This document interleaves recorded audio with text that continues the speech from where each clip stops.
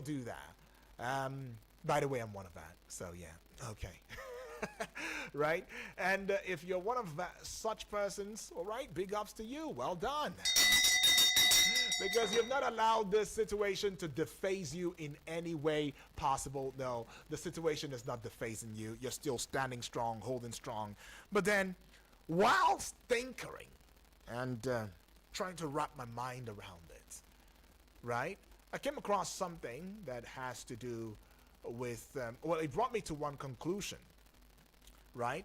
And that was after I came across something that bordered on an electoral reform. And now I'm not asking us to get into this conversation, from the place of politics. But even though, as I always say, there's no way you talk about socioeconomic realities that you don't still touch in politics, even if it's a little bit. But yeah, let's just tinker on a lighter note, right? All of these boils down to reforming the electoral, elections. I mean, that's what I'm saying. Who are those people that you put out there to represent you? Who are those people that you come out to vote? Who are those people that you choose and you say that this person is a person that should lead? Now, take for example, even from the family front, right? Every parent knows their children. If you have a family of five, or five children and two parents, okay, that'll be seven, yeah? And parents, or the parents, know the capacity, they know the strength, they should know the weaknesses of their individual, child or children, individual children. From the firstborn, secondborn, thirdborn, fourthborn, and the fifthborn. And it is that allocates or allows for the allocation of certain responsibilities. Now, this is not also to mean that the parents will say, okay, we are giving all our responsibilities to you. After all, we've given birth to you children, so now that you've come of age, some of you are 16, 17. At my age, when I was 16 and 17, you know how parents talk, or some parents say that. When I was 15, I left home. 15 years old, I left home, I was hustling, I was struggling, just so I can give you the life that you have now. Many times the life, they may not be a lot, but I mean, they try their best. I'll still give it to them. But then, these days we find situations where some parents are beginning to throw responsibilities, in fact, their own responsibilities on their children, and it has caused a lot of societal mishap, right? More like a boat mishap. But then, understanding each of your children, each of them, gives you a broader perspective into, being able to allow for division of labor, to ensue, in the sense that you can say this one you handle, the sweeping for the week, you handle this, mostly home chores.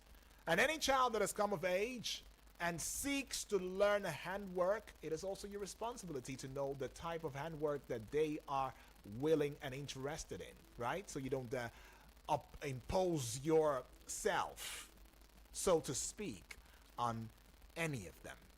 That way, it allows for the fluidity at the home front. And so I thought to myself, and I said, hey, maybe all of this begins from the place of the electioneering process. Just maybe. That is where it all begins from, right? And so I saw this report from the Independent National Electoral Commission, INEC in Nigeria, saying that they are working to reform the electoral process. Now, they are focusing on increasing transparency, accountability, and participation. Now, one of the key areas of reform is the introduction of diaspora voting. That's where we're going to be leaving our base, our thoughts.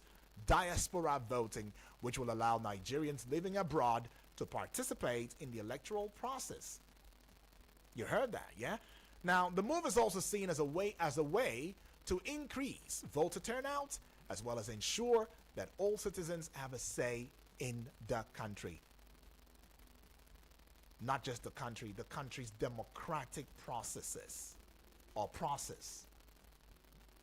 Every citizen, individual, from individual to individual, and then it becomes collective. So it's not a one person thingy.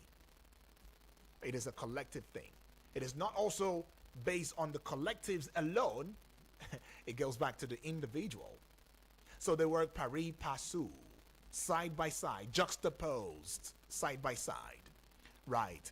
Now, for instance, now, just imagine that you are playing a game with your friends and you want to choose a leader, but the game is not fair because some friends can't play. Now, that's like what's happening in Nigeria. I mean, where some people can't vote because they live far away, even though they are Nigerians. Now, the government is looking to change in this by making new rules, and they call that electoral reform, so everyone can play and choose their leader. And it's more like making sure everyone gets a turn to play the game. Do you understand now? I'm just giving an example so we can have a better understanding. And here I am thinking to myself, what do you think is the most important aspect of electoral reform in Nigeria?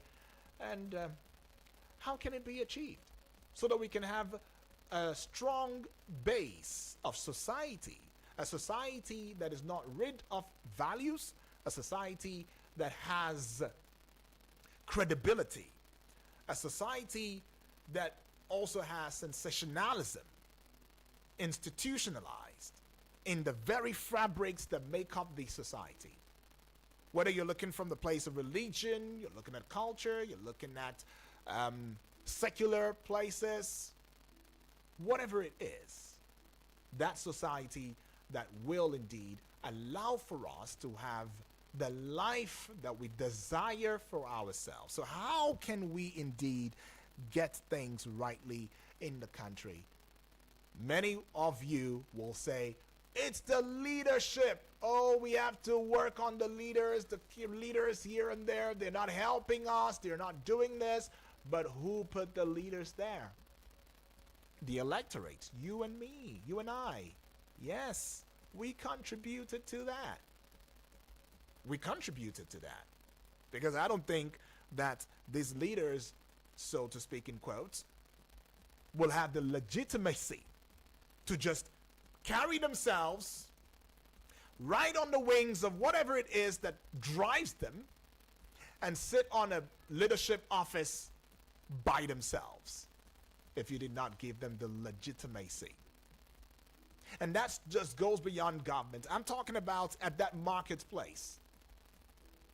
See, the reason why certain things may be crumbling is also because of the leadership. But who puts the leaders there? And you and I would agree that every society gets the type of leadership it deserves.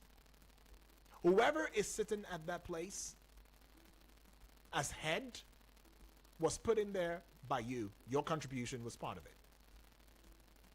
So don't come out and tell me, well, I was not part of those who institutionalized the person's stay in office. No, don't tell me that, because it is about numbers now. If the larger populace says, oh, it is Mrs. A or Mr. B that we want as a leader, it's also your choice. It is your job, to see to it that you support that leader in whatever way that you can. But when you do find that the leader is not going in line in terms of maybe the rules, the principles of that leader, is not going in line with development and growth, what then do you do? I want to know, what do you do? Right. While some will say it is an onus on you to find out new ways of, or giving suggestion to that leader, going through the right channels, to reach out to that leader, whom who's representing you, on the seat. Others will say, wait until the time of that leader is done and over, so you can make your decision and all of that. But I really am trying to understand it. I mean, INEC is talking about allowing for people outside the shores, diaspora, to be a part of it. In fact, one of it was also about inmates voting. inmates who have come of age should show eligibility in voting as well, in the voting process and all. But we keep saying that the power is in the people, right? But when we look into the society in itself, are the people equipped with the power indeed? Do we still have the power? Do you think that this reform is what we need? Not just reform with the INEC now, reform in every aspect of our lives to get things rightly done, to make sure that we have square holes and have the square pegs that will fit in the square holes. Because if you are not tired of what's happening around you, then please don't speak to me. Don't speak with me, rather. All right? This conversation may not just be for you, but it's about everyone else that is seen or is going through, experiencing some form of challenge, the type as enormous as you've never experienced before. And you're seeking constructively a means to an end, which basically borders around bringing about change, firstly, with yourself, secondly, within your community in terms of leadership placements, in terms of your activity towards improving that community or that society. I believe we understand each other, right? But yeah, if you also look at some of the history of some of these reforms in Nigeria, it still dates back to the 1990s. I mean, when the country, we transitioned from the military dictatorship to a democratic government, and since then there has been several attempts to reform the electoral process. I mean, including introduction of new voting technologies and the establishment of an independent electoral commission, which quite a number of people are still arguing up until date whether or not they are independent. However, despite these efforts, though, the despite these efforts, the electoral process in Nigeria, is remaining plagued with quite a number of challenges. We have the voters' apathy, the electoral violence and manipulation of the voting process. That being said, right? That being said, who is to blame in this process? Is it the electorate? Or is it a body that is in charge of organizing both the electorate as well as the elected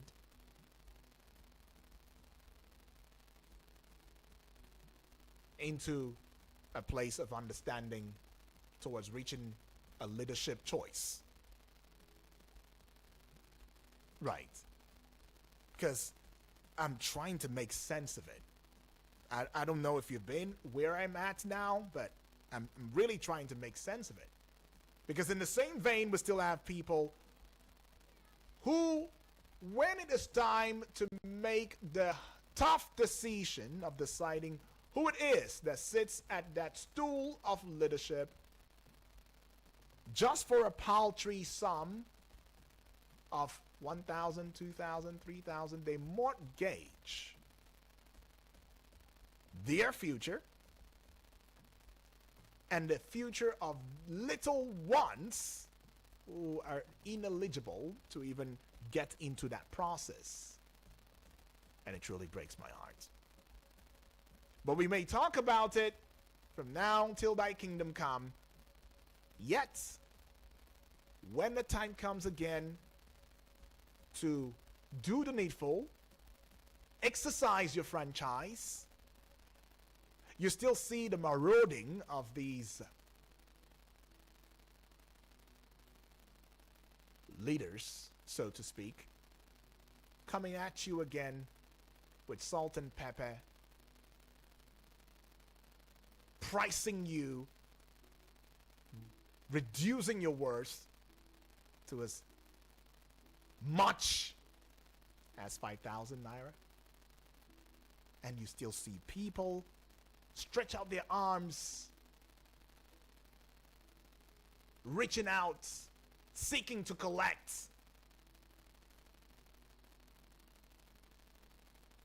In fact, sometimes it leads to a stampede. I'm like painting a picture for you. It becomes a stampede. In fact, now it is, everybody is even shameless. Most people are shameless now. They just, right in front of you, transactions are going on, and then you give that person till after the elections, when whoever the leader is. Now, I'm not particular about the rank of the leader. I'm not talking president now. I'm saying at every level of electioneering, where you put people into places of authority and everything, at every level,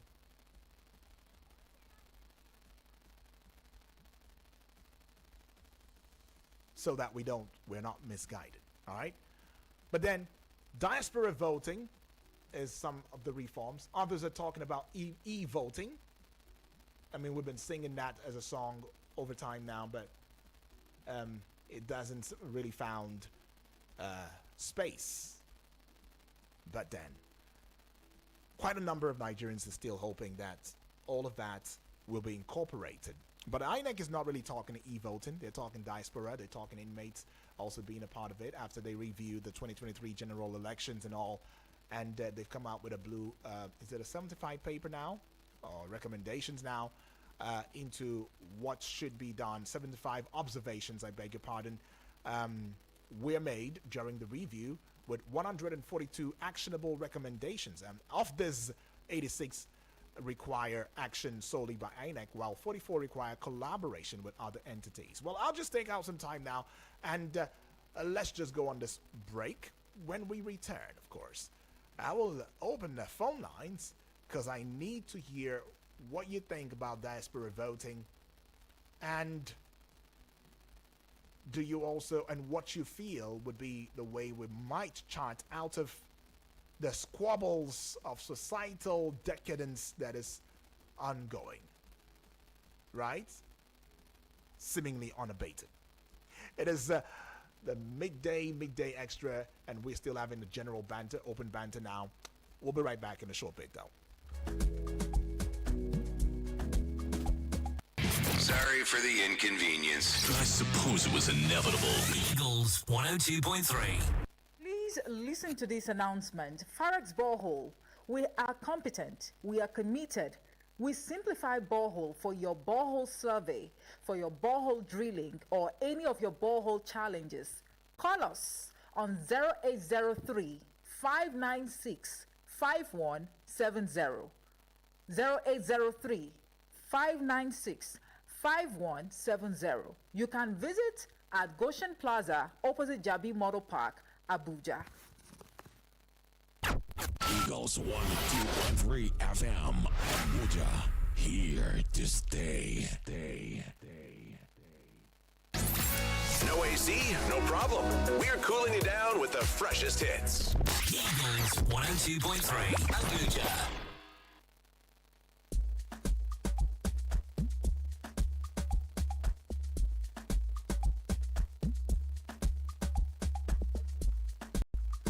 All right, the conversation is still on.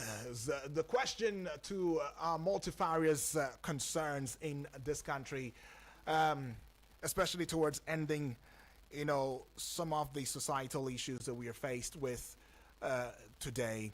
Is it about an electoral reform that is tilting towards diaspora voting? Is it about looking or considering inmates voting? Is it about also embracing technology in its full regalia as we look at e-voting, that is electronic voting? Will that indeed bring an end to all of these social, or at least most of the societal issues that we face in the country? You already know the numbers, but in case you're just tuning in and you've got to banter, because you have to as a bona fide member of this great institution or country called Nigeria. Number would be 0907-353-0044. And the other number is 09087668888. And the WhatsApp portal number, you can just get on there and let me know your thoughts, in terms of these reforms and all of that. Via the WhatsApp 0909-705-4450, and what you think can end the menace of having people mortgage their future all for paltry gains. Hello and good morning. Good morning, Eagle FM. Good morning to you, please. What's your name? Where you calling from? My name is CJ from Ottawa Lake. CJ, all the way from Altabalefi. Welcome aboard. Talk to us, CJ. Yeah. My own is electronic reform. Electronic, okay.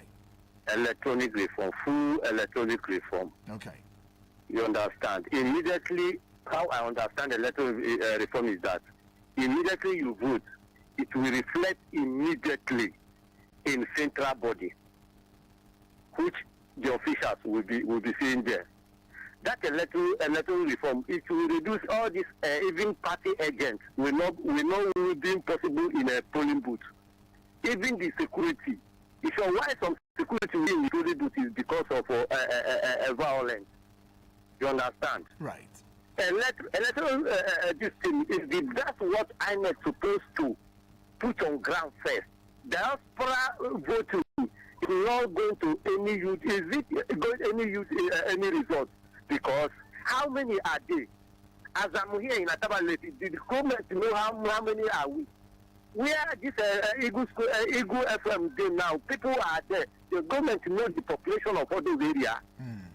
I think they will just bring people from Niger, say, diaspora go to Cameroon, diaspora go to Togo, diaspora go to, before you know. That diaspora voting for me is just another way to defraud Nigerians in a voting. Honestly, if you look at it, what INEC done to Nigeria in 2023 is very bad. You transmit a House of Rep, you transmit a Senate, you transmit governor. Only the president is telling us that he has issues. He has this one. Why is it only the president that got a transition result to have a issue? Right, that's why they're looking at a reform, and one of the reforms they're looking at. That issue is not a reform. That is only the president is the fraud. Okay. If it's other country, that Anek Mahmoud was supposed to be in jail by now. Because he promised Nigeria would transmit it only 50 times. You do the fraud in Abuja and it works. Okay, let me president. Yeah, let me ask you. Let me ask you. Yeah, let me ask you. Right, you're saying that rather than diaspora voting, that look, what we should be looking at is electronic voting, right? Yes, so there's no room for INEC chairman to defraud Nigeria once again. Okay, all right, I get that. I get that. Let's okay, thank you. Appreciate that. Well, I mean, there's so much to talk about. When you look at that now, he's coming from a place of, there is a need. If we must get it rightly in this country, we must look at the Independent National Electoral Commission in itself and really, engage with them in terms of reform. And that is what quite a number of Nigerians too are also looking up to. And they're saying that, hey, it shouldn't just be INEC sitting back there and saying that they've reviewed the entire process. They've, brought out 75 observances, 142 selections here and there, and all of that statistic or numbers put out there. Look, it's time to also engage the people. The people have got to be a part of this, and it gets you back to the place of awareness, electoral awareness, electoral education. Right? How much of it do we have? Now, when we even talk about these things, just before we start from the top, why don't we also think about the build-up from the bottom? In our own respective INECs that we have put together, is it not the same representative, picturesque formation that we still have? I mean, in your different wards, in your different departments, whether it's a religious department as the head of that department and all of that, whether it is outside the religious department, a secular field, the secular world and all of that, Where is the place of legitimacy that is born out of the place of merit, the place of accountability, the place of transparency? And yet we want to very quickly tongue lash the INEC. I don't know, but what would have brought the needed societal change? I want us to even start from our different unions, the different bodies, the different organizations that we hold, just before we build up, as we build up, into what INEC has got in store. But let's just go see this one now. Hello, good morning. Hello, you dear. Good morning. Good morning, my brother. My name is So. So feels good. Where are you calling from? Calling from local Goma. Talk to us, So your voice is down. You all right? No. So it's where I am. I don't want to shout. Oh, okay. So. I'm just asking if you're all right, because you don't sound I'm fine. I'm fine. I'm good. All right, go ahead. Okay, sorry, I have one observation, right? Yeah. You have been great job anyway. Before I observe something, okay. You have not been giving us enough time. I don't know if I'm the only person that's feeling that way. Okay. Yeah, I feel the downtime. Most times you're giving us 20 minutes, 15 minutes, and before you know, the time is up again. Okay. Yeah, so maybe you should give us more time. Noted, Noted. Yeah. Noted. So Thank you. On the INEC, this thing, I just feel they should deal with the internal crisis first. We have not resolved the one we are facing. You want to add to the one you cannot handle. Have you heard of what happened yesterday in Edo State? We have not resolved the internal crisis. We want to borrow from what we cannot do. And for me, anything under this INEC chairman, for me, I don't take it to heart as far as I'm concerned. Nothing coming out from that place that I will take it to heart, because we have several of their fake promises, and for me, I don't know. I really don't want to actually know what is happening that he maybe when he stepped down. Thank you. All right, so I get the part. Well, let's go take this one now. Hello and good morning. Hello, good morning. Good morning. Hello? Yeah. Good morning to you. I can barely hear you. Do well to call back, please. The number is 0907-353-0044. How do we get out of this quagmire? How do we get past the crossroad that we have gotten to, and we have stayed there for way too many or too long a time? Hello, good morning. Mr. Yidi, good morning. Good morning to you, brother. Yes, Yidi. My name is Triple D from Waru. Triple D. All the way from Waru. Triple D, good to hear your voice. Talk to us. Good to know that you are there. You need to go and rest, Yidi. From 7 o'clock, you have been on air. I'm fine. Thanks, though, for your concern. Appreciate. Talk to us. Mr. Yidi, well, I always believe in what I stand for. Right. It is a process, we will get it right. But I'm telling you in real honesty that we have not yet gotten the right system to talk about what we are talking now. Right. At least the little system, the little things we are doing, we should be able to say we are getting it right, and we'll be happy to move to the next level. Okay. God bless us. God bless Nigeria. We'll get it right. All right. Good morning, sir. Good morning, Triple D. Well, I guess, Triple D, if I understand you correctly, you're saying that, hey, the little giant strides or little steps or baby steps from the INEC should be given a thumbs up because it's only a process, and we only get in there, gradually. No room was built in a day, right? And no ocean was formed without droplets of water. But, well, let's go see this family member now. Hello, good morning. Yes, good morning to you. What's your name? Where are you calling from? My name is Peter. I'm calling from Galadima. Chica? Peter. Okay, Peter from Galadima. Peter, talk to us. Okay. First of all, I really want to say anything to me in person, anything that a politician will come out and say to me. I don't think if it means anything. I don't think there's truth in any politician's mouth. Right. No matter how good that politician may think he is, I don't think if that thing is if he saying the truth. And for INEC to come out and be saying things that them themselves know that it's not possible, I think they are lying to themselves. Because I can never be deceived by an officer that we know what happened in previous elections. Right. Or even the ones that happened just so recent. How have Annex settled the crisis we're having now with elections in Nigeria?